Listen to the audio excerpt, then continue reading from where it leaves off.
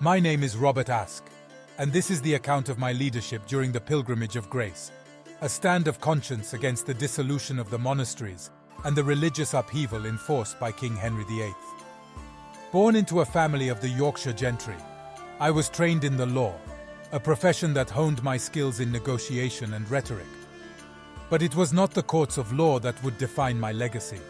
It was the courts of power and faith. As I witnessed the closure of our monasteries and the scattering of our monks and nuns, my heart grew heavy. These institutions were the heart of our communities, providing education, charity, and spiritual guidance.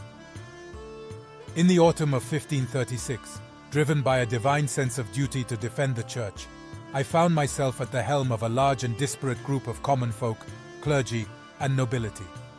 Together, we formed the Pilgrimage of Grace, united by our shared values and our rejection of the king's religious reforms. We marched peacefully at first, our number swelling as we moved, a river of pilgrims flowing through the north of England. Our demands were clear: the restoration of the monasteries, the removal of corrupt ministers, and the preservation of the old faith. We sought to reach the king, not with swords and violence, but with petitions and prayers. Yet, as our movement grew, so did the tensions.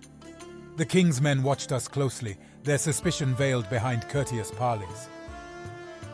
The turning point came at Doncaster, where I negotiated with the Duke of Norfolk. We were many, but our strength lay not in battle, but in righteousness.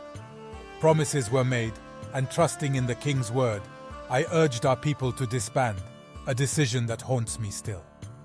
For the king's promises were as brittle as autumn leaves, and retribution was swift and merciless.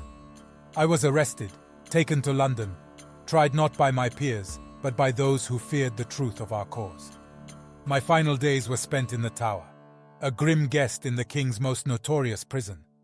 Here, I pondered the cost of our pilgrimage, the lives lost, and the silence that followed our dispersed cries. To those who will hear this tale, remember that we sought not rebellion, but reform. We fought not for power, but for principle. I go to my death proud of what we stood for, and hopeful that our voices will echo in the corridors of power, a ghostly reminder of the duty of kings and the rights of the faithful. In this journey of the Pilgrimage of Grace, through the valleys of Yorkshire to the shadow of the axe, I have carried with me the hope that truth, like the rivers we crossed, will find its way.